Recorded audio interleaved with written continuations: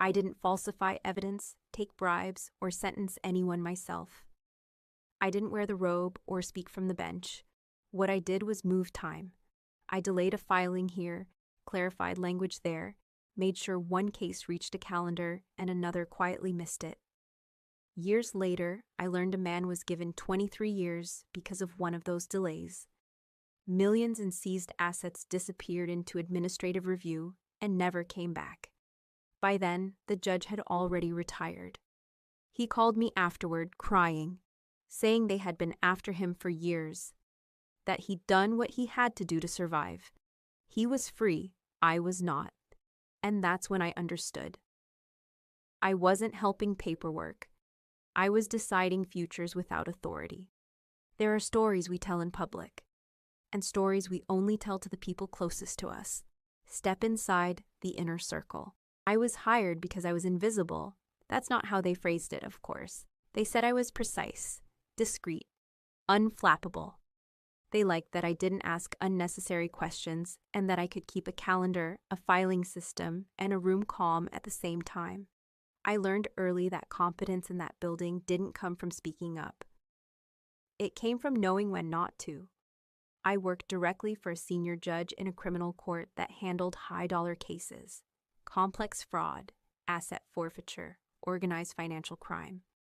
The kind of cases that moved slowly and quietly until they didn't. The kind that involved millions of dollars on paper and decades of prison time in practice. The judge was respected. Publicly, he was known for being firm, principled, tough but fair. Privately, he was meticulous, controlled. He never raised his voice. He never rushed. He believed timing was everything, and timing was my responsibility. I controlled the calendar. I managed sealed filings. I prepared internal summaries that prosecutors and clerks relied on to understand where cases stood. I tracked deadlines that determined whether plea windows stayed open or closed, whether motions were heard in time, whether certain reviews were triggered automatically or quietly missed. None of that felt dangerous at first. It felt administrative, necessary, neutral. I told myself I wasn't deciding outcomes. I was just managing flow. The first year, I watched people come and go without attaching faces to consequences. Files moved, names changed, numbers stacked up in columns that told stories, only if you knew how to read them. I didn't think about the defendants beyond their case numbers. I didn't think about the families. I didn't think about what happened after sentencing. That distance was part of the job. The judge trusted me quickly. He liked that I anticipated needs, that I knew which filings required discretion and which could be routed routinely. He would leave notes on my desk, brief, neutral instructions. Handle this. Flag if necessary. Let me know when it's clean. Clean was his favorite word. Clean meant orderly. It meant no surprises. It meant nothing that would invite questions from people who weren't already inside the process. I noticed early on that some cases carried a different weight. They came with quiet meetings, off-calendar calls, sealed envelopes that didn't stay sealed long. Asset forfeiture cases in particular moved through my hands more than anyone else's. Money seized, money held, money under review. Millions of dollars could sit in administrative limbo for months without anyone noticing, as long as the paperwork looked right. I told myself this was above my pay grade, that the system had checks I couldn't see, that if something was wrong, someone higher up would stop it. That belief allowed me to sleep. The judge never asked me to do anything illegal. That's the part people misunderstand when I try to explain this now. He never said, change this. He never said, delay that so the sentence increases. He didn't have to. He spoke in implications, in expectations, in pauses. He would ask when a filing was due, and then say nothing when I answered. He would glance at a calendar entry and murmur, "That timing is unfortunate," without suggesting an alternative. He would review a summary and circle a sentence, then hand it back to me without comment. I learned to interpret those moments. I learned what pleased him, what smoothed things, what prevented follow-up questions. And because nothing exploded, because nothing looked overtly wrong, because the building kept functioning and the press kept praising his consistency. I told myself I was doing my job well. I was not helping paperwork. I just didn't know yet that I was deciding futures without authority. The first time it happened, it didn't feel like a decision. The judge asked me about a filing deadline during a routine check-in, the kind that happened every morning before the building fully woke up. He stood by the window in chambers, jacket off, reading glasses perched low on his nose. "When does the cooperating witness deadline close on the Klein matter?" he asked. I checked my notes. "End of day Thursday." He nodded once. "That's tight." He didn't say anything else. He didn't ask me to change it. He turned back to his papers and moved on to the next item on the agenda. That should have been the end of it. An hour later, a clerk called to confirm whether a supplemental filing had been logged correctly. It hadn't. The document had arrived late the night before, stamped but not yet indexed. If it went in as is, it would trigger an automatic review and preserve the plea window for the cooperating witness. I looked at the timestamp, looked at the calendar, looked at the judge's note on my desk that simply read, "Klein, flag." Flag didn't mean change. Flag meant pay attention. I told the clerk to hold the document until after lunch so I could verify formatting. By the time it was indexed, the window had closed. No alarms sounded. No one called chambers. The case moved forward as scheduled. The cooperating witness lost leverage. The plea negotiation collapsed quietly, replaced by mandatory minimum sentencing parameters that couldn't be appealed. At the time, I told myself this was procedural, that deadlines existed for a reason, that if the document mattered, someone would have followed up more aggressively. The judge didn't mention it again. A week later, he said, "That case resolved cleanly." Clean. I felt a small, unwarranted sense of relief. After that, the asks came more often, but always in the same indirect way. A raised eyebrow at a calendar, a note in the margin of a summary, a question about whether something was urgent or merely pending. I never heard the word delay. I heard timing. I learned that a single day could change everything, that missing a filing by hours could turn cooperation into conviction, that the calendar wasn't neutral, it was a lever. I started to see patterns. Cases involving large asset seizures seemed especially sensitive to timing. Reviews postponed. Inventories updated slowly. Funds marked under administrative assessment for longer than usual. The judge would ask, "Any movement?" And I would say, "Not yet." He would nod. Money didn't vanish. It waited. I told myself none of this was my responsibility, that I was facilitating process, not outcomes, that the judge, prosecutors, defense counsel, someone else would intervene if it mattered. That belief held until the sentencing hearing. I wasn't in the courtroom when the sentence was read. I heard about it later through a clerk who mentioned it in passing while we were filing paperwork. 23 years, she said. The first sign that something was wrong didn't come from the judge. It came from a prosecutor. She stopped by chambers one afternoon without scheduling, standing awkwardly in the doorway as if she didn't want to be seen there. She asked about a motion that should have been heard 2 weeks earlier. I told her it was still pending review. She frowned. "That's not what my notes say." I smiled and said I'd look into it. When she left, I checked the file. The motion had been ready, complete, clean. It had been waiting because I'd let it wait. I logged it that afternoon. Too late to change anything meaningful. After that, questions started arriving more often. Not accusations, curiosity. Defense attorneys asking why filings weren't visible yet. Clerks double-checking timestamps. A compliance officer emailing about minor discrepancies in asset seizure tracking. Each question on its own was harmless. Together, they felt like pressure. I began keeping a private list, not written, just remembered, of which cases were drawing attention. I noticed that the more valuable the assets involved, the more frequently someone asked for clarification. Millions sat in review longer than anyone seemed comfortable with. Requests for release were delayed just enough to frustrate, not enough to provoke. I told myself this was normal. Then a defense attorney raised his voice. It happened in the hallway outside chambers. He wasn't yelling, just loud enough for people to hear. "You can't keep doing this," he said. My client cooperated. We met every condition. This delay changes everything. I told him I'd pass the concern along. He laughed, sharp and humorless. "You are the delay." That line stayed with me. I started to notice how people looked at me when they spoke about cases.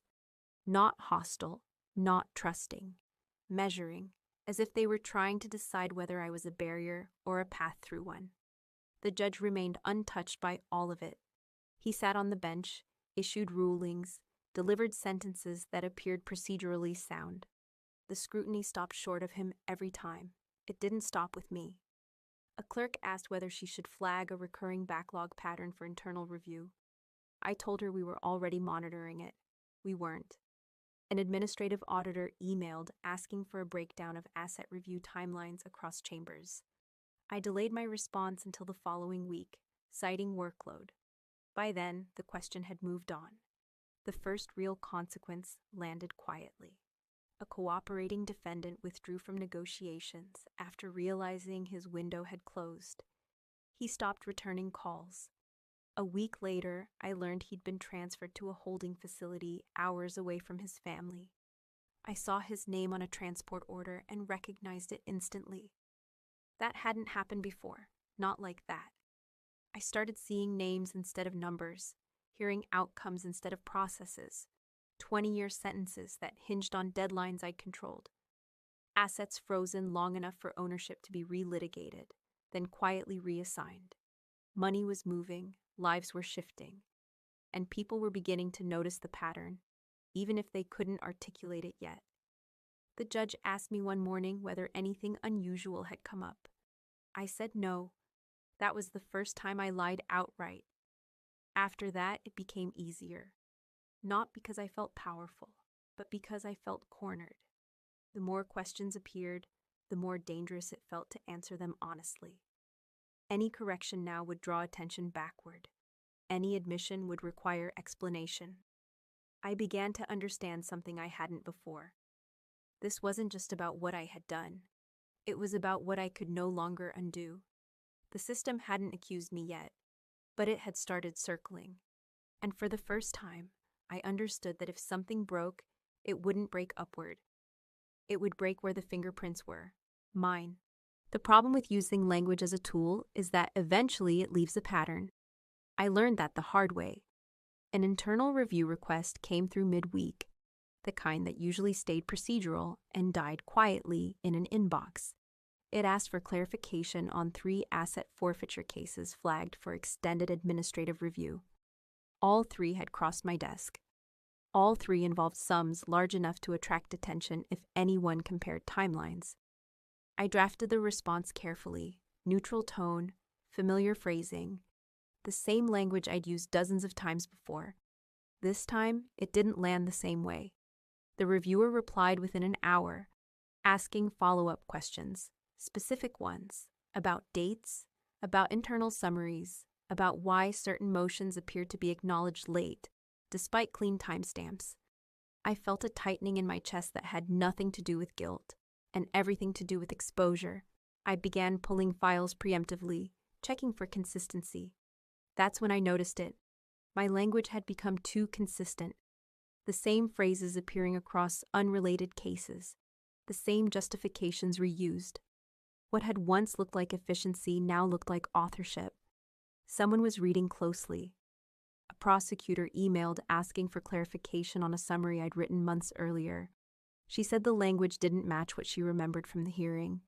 I told her I'd review the transcript. I didn't. I knew what she would find.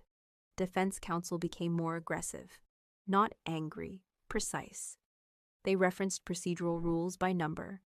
They asked for written explanations. They copied supervisors on emails that used to come directly to chambers. I stopped answering the phone when I recognized certain numbers. The judge noticed the shift, but only in the abstract. Things feel noisier, he said one morning, scanning his calendar. We don't need that. I nodded. He didn't ask what kind of noise. He didn't ask where it was coming from. He assumed, as he always had, that it would be handled. I started feeling watched. Not physically, administratively. Requests arrived from departments that hadn't contacted Chambers before. Data pulls, timeline audits, language comparisons, nothing accusatory, everything framed as routine. Routine is how systems investigate without warning you. I realized then that my words were no longer smoothing outcomes. They were becoming evidence. I tried to adjust, varied phrasing, slowed responses, routed certain summaries through clerks instead of writing them myself. It didn't help. The damage was already done. One afternoon, a junior compliance analyst asked if I could walk her through how we tracked plea window closures. Her questions were polite but thorough. She asked why certain deadlines appeared flexible while others were enforced strictly. I explained the process without explaining myself. She took notes.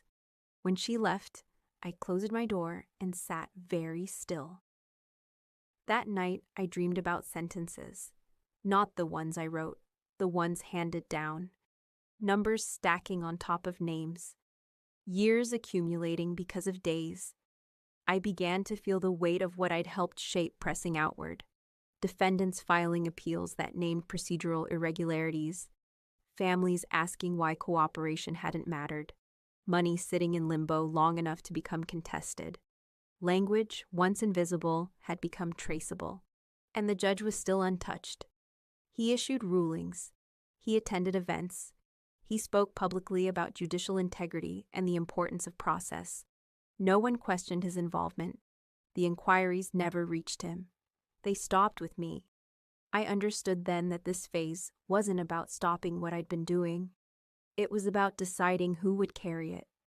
I could feel the system narrowing its focus, searching for the smallest point of responsibility that could satisfy scrutiny without destabilizing everything else. I was precise. I was thorough. I was present in every file. I was convenient. The judge asked me one evening whether I thought the inquiries would go anywhere. I told him they would settle. That was another lie. But it wasn't for his benefit anymore. It was for mine. Because if this ended the way I now suspected it would, the difference between silence and speech wasn't morality, it was survival, and language I was learning could no longer protect me. It could only delay what was already coming. Then, almost without warning, the pressure eased. The emails slowed. The follow-up questions stopped arriving in clusters. The compliance analyst who had been circling Chambers was reassigned to another department. A scheduled audit quietly disappeared from the calendar. I didn't trust it. But relief has a way of lowering your guard even when you know better. The judge announced his retirement shortly after. Not abruptly, gracefully. A planned transition framed as a decision made after long consideration. The press praised his service. Colleagues spoke about legacy. There were quiet events, respectful speeches, carefully chosen words. With his retirement came something else, distance. He stopped asking about files, stopped commenting on timing, stopped reviewing summaries with the same intensity. He behaved like a man already gone. For a brief stretch of time, it felt like the danger had passed with him. Cases moved forward without my intervention. Asset reviews resolved. Sentences were handed down without the quiet adjustments I'd grown used to making. No one asked me to smooth anything. No one hinted. I told myself this was the natural correction of a system that had overreached, that whatever attention had been drawn to Chambers had been absorbed and neutralized. That belief was comforting, too comforting. I started planning my own exit, nothing dramatic, just a lateral move to another administrative role, somewhere quieter, somewhere less exposed. I updated my resume late at night, careful to frame my experience as case flow management and procedural coordination. The judge invited me to lunch a week before his official retirement date. It wasn't in Chambers. It wasn't even near the courthouse. A small restaurant with neutral lighting and no familiarity. He looked older out of his robe, smaller. He talked about relief, about sleeping better, about how heavy the years had been. "They've been after me for a long time," he said suddenly, his voice unsteady. "You have no idea." I didn't respond. He stared at his hands for a moment, then looked up at me with eyes wet but calculating. "There were things tied to those asset cases," he said. "Decisions that went back years, other judges, other courts. If it had all come out," he shook his head, "the system wouldn't have survived it." I waited. "I did what I had to do," he continued. "Contained it. Kept it from blowing up. Someone had to manage the details." That was when I understood what he was really saying. He hadn't been avoiding exposure. He had been choosing where it landed. He reached across the table, stopping just short of touching my hand. "You were good at it," he said. "You were careful." I felt nothing, not anger, not relief, just a hollow clarity. "I don't need you to understand," he said softly. "I just needed you to know." Know what? That he had escaped, that he had survived, that he believed this explanation changed something. It didn't. When we stood to leave, he thanked me for my discretion, for my loyalty, for my service. He retired the following week to applause and silence. And as his name began to fade from the building, I realized something with absolute certainty. The false calm hadn't meant the system was finished. It meant it had decided who it was done with. It wasn't an accusation that made it clear. It was a request. A formal email arrived from an internal oversight office I'd never dealt with directly. The subject line was neutral, almost polite. It asked me to provide documentation supporting several procedural decisions related to asset forfeiture timelines and plea window closures. My name was the only one listed. No chambers, no judge, just me. I read the email 3 times, waiting for the part where they mentioned him, waiting for the assumption that this had been done under instruction or oversight or shared responsibility. It never came. I pulled the files they requested and laid them out across my desk. As I flipped through them, something I'd avoided thinking about became impossible to ignore. Every meaningful decision point traced back to my login credentials, my initials, my summaries, my timestamps. The judge's involvement was implied, contextual, inferred. Mine was documented. I saw it all at once then, not as a series of small choices, but as a structure. He had never needed to touch the record. He had never needed to leave fingerprints. He had created a system where my competence did the work for him. I was the buffer. I was the distance between his authority and the consequences of its use. The Oversight Office followed up with a meeting request, again addressed only to me. They asked about consistency in language across unrelated cases, about why certain administrative delays always seem to benefit the same outcomes, about how I determined priority. They spoke as if the judge were already irrelevant. I answered carefully, truthfully, in pieces. I described workload pressures, staffing shortages, my understanding of best practices. I did not lie, but I did not explain. They thanked me and said they might have more questions. After that, I noticed the way conversations shifted around me. Clerks became formal. Attorneys stopped making eye contact. People who had once treated me as an invisible fixture now spoke as if I were temporary. I asked myself whether I should finally say something, whether I should name him. The thought came with immediate clarity. It wouldn't help. The system didn't want his explanation. It wanted containment. It wanted a version of events that preserved institutional credibility without reopening years of decisions. And I fit that version perfectly. I was detailed. I was consistent. I had authority without immunity. A colleague pulled me aside one afternoon and said, "You should get a lawyer." She didn't say why. I went home that night and reread the judge's words from our lunch. Someone had to manage the details. I understood now what he'd meant. Managing details wasn't about control. It was about absorbency. I had absorbed risk so thoroughly that when pressure finally arrived, It had nowhere else to go. I received a second email requesting clarification on a single document, a summary I'd written months earlier. I recognized it immediately. It was the one that had closed the plea window on the case that ended in 23 years. They wanted to know why certain language had been used, why certain facts had been emphasized, why others had not. I stared at the screen and realized that this was the moment where the story would be decided. Not in court, not in public, but in how this answer was framed. If I said I had acted alone, the system would move quickly and cleanly. If I said I had been directed, it would become complicated, slow, public. I understood then that there was no version of the truth that protected me. There was only a version that protected the system. And I had been selected, not because I was careless, but because I had been careful enough to make everything else look clean. That was the betrayal. Not that he used me, but that he designed the outcome, so I would be the only one left holding it. By the time I closed my laptop, I knew something else too. Whatever came next would not be accidental. It would be final. The first letter arrived at Chambers, handwritten and misaddressed, forwarded to me because my name was still on too many files. It was from the wife of a defendant whose sentencing I recognized immediately. She wasn't asking for intervention. She wasn't accusing anyone. She was asking for an explanation she could give their children. Why cooperation hadn't mattered. Why the sentence was so long.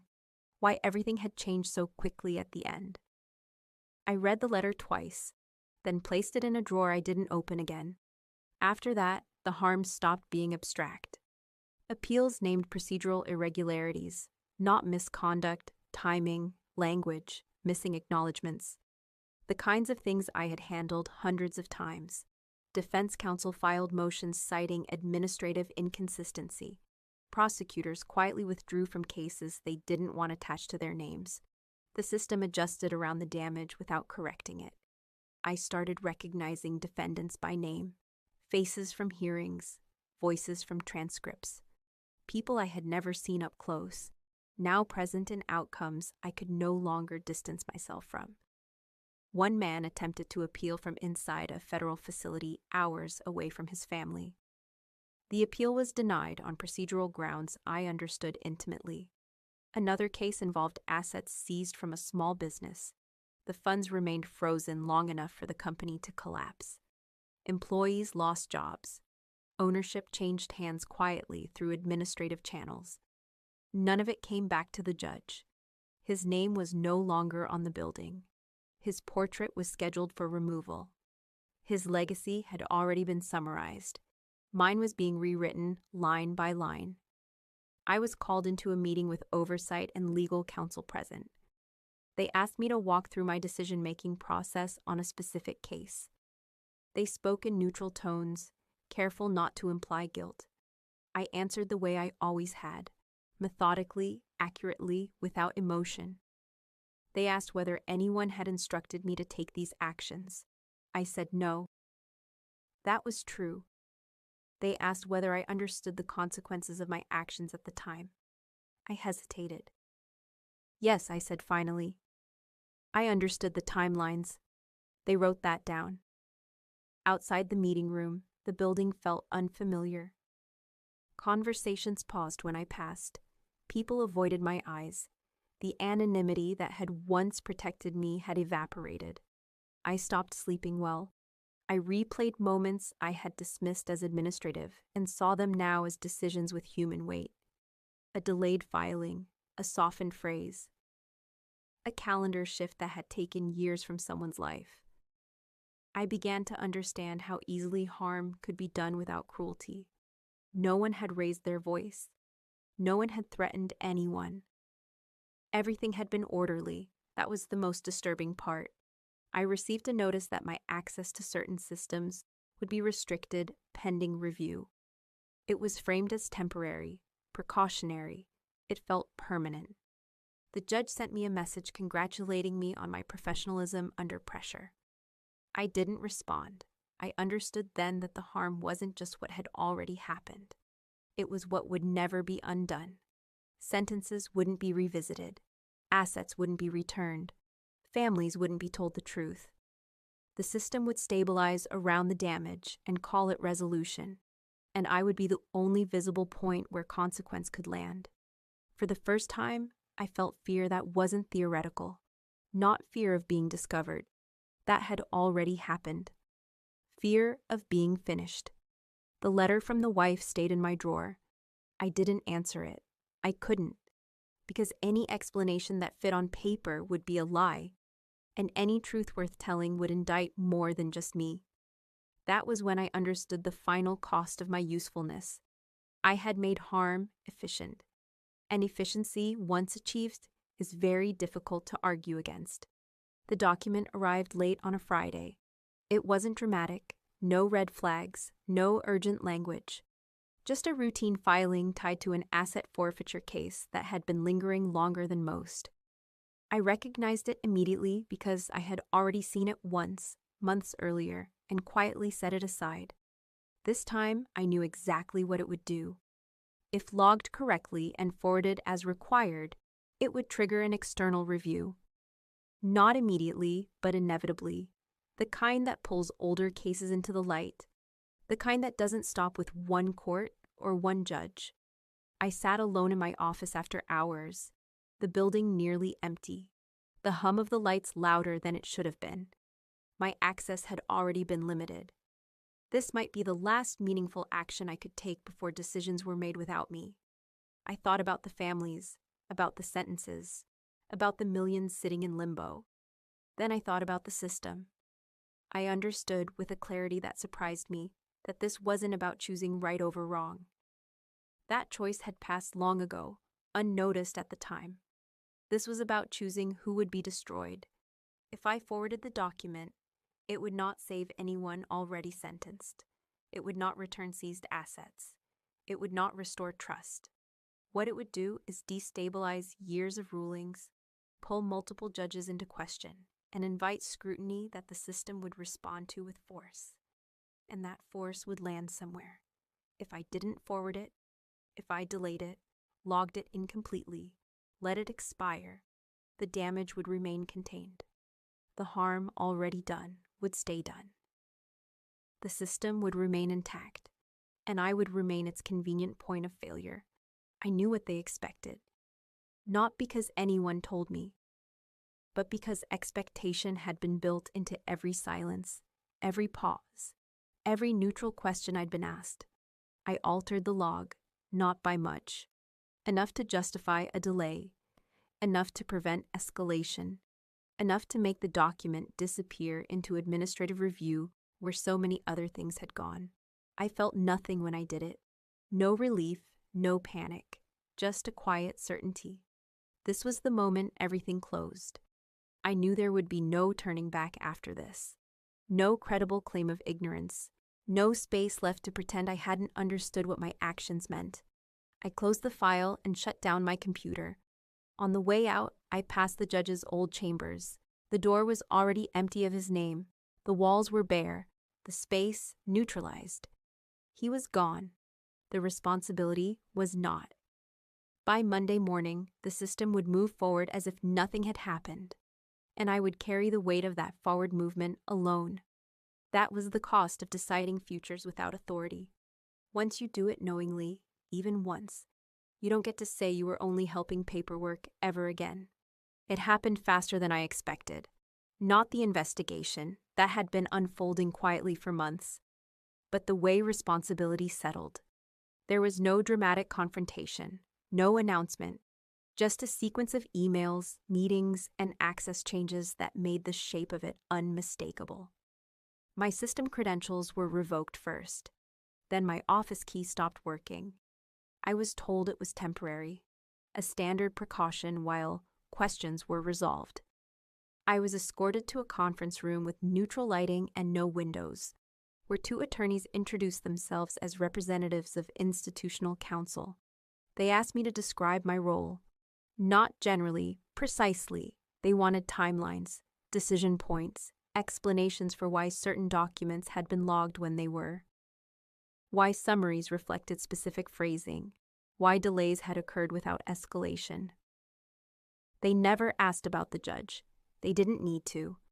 Every question was framed as if my authority had been self-generated, as if I had independently interpreted best practices, as if I had been innovating procedures without oversight. I realized then that my usefulness had reached its limit. The narrative they were building didn't require him. It required someone who could plausibly appear overzealous, unsupervised, too efficient for her own good.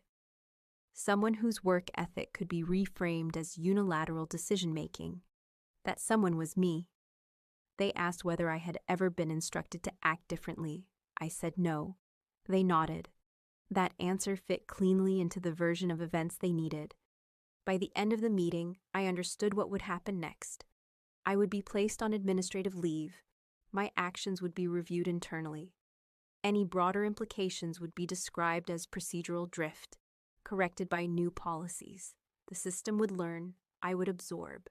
The judge issued a statement through his office expressing confidence in the court's integrity and support for appropriate accountability. He didn't mention my name. Colleagues stopped contacting me, not out of cruelty, out of self-preservation. Association was now a risk. Silence was safer. I hired an attorney. She reviewed the documentation and told me what I already knew. The paper trail was immaculate. Mine. She explained how institutional accountability works, how responsibility flows downward, how systems preserve themselves by isolating deviations.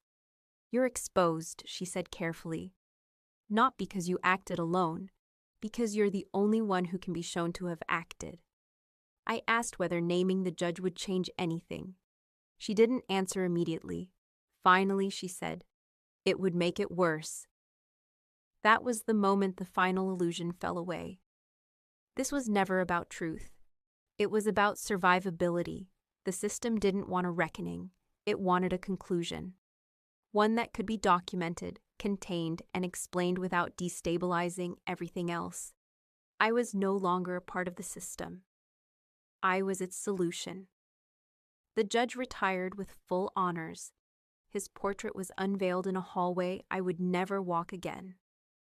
My name disappeared quietly from directories, emails, and case files, replaced by the neutral language of former staff. No one called it betrayal. They called it resolution. And for the first time since all of this began, I understood the full architecture of what I had helped maintain. It wasn't just that I had decided futures without authority. It was that the system had decided mine the moment I became inconvenient. After I left the building for the last time, the days lost their structure. No calendars to manage, no deadlines to monitor, no neutral language to hide behind. I woke up each morning expecting urgency and found only silence. My attorney handled what she could. Meetings happened without me. Decisions were made in rooms I no longer had access to. My role was reduced to documentation and risk assessment.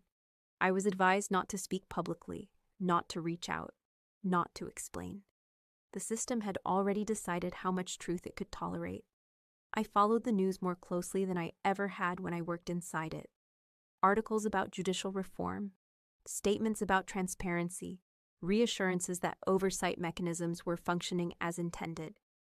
None of them mentioned the cases I recognized. The sentences stood.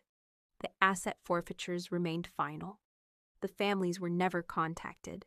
The damage was absorbed and reclassified as procedural irregularity. Once, months later, the judge called. I didn't answer at first. I let it ring until it stopped. Then, against my better judgment, I called back. He sounded relieved to hear my voice. Older, softer. They've been circling that whole asset issue for years, he said. You know that. If it had come out the wrong way. He stopped himself, then continued. There were other judges, other courts. It would have been chaos. I said nothing. I never wanted it to land on you, he added quietly, but someone had to keep things from unraveling. He spoke as if we were discussing weather damage, as if containment were an act of care. I did what I had to do, he said. I hope you can understand that. I could. That was the worst part. Understanding didn't change anything. It didn't lessen what I'd done or what he'd avoided. It didn't bring relief or absolution. It simply clarified the cost of survival in a system built on discretion. When the call ended, nothing shifted. No weight lifted. No answers arrived. Life continued in smaller, quieter ways. I took work that didn't require access or trust. I learned how to speak without revealing what I knew. I stopped expecting closure. Sometimes, late at night, I think about the moment I altered that final document, about how calm I felt, how certain. I don't pretend anymore that I was helping paperwork. I was deciding futures without authority, mine included. There are stories we tell in public, stories about accountability, reform, justice. And then there are stories like this, the ones that only exist behind closed doors, the ones where the system survives, and the people inside it do not. For more stories like this, like and subscribe. Step inside the inner circle.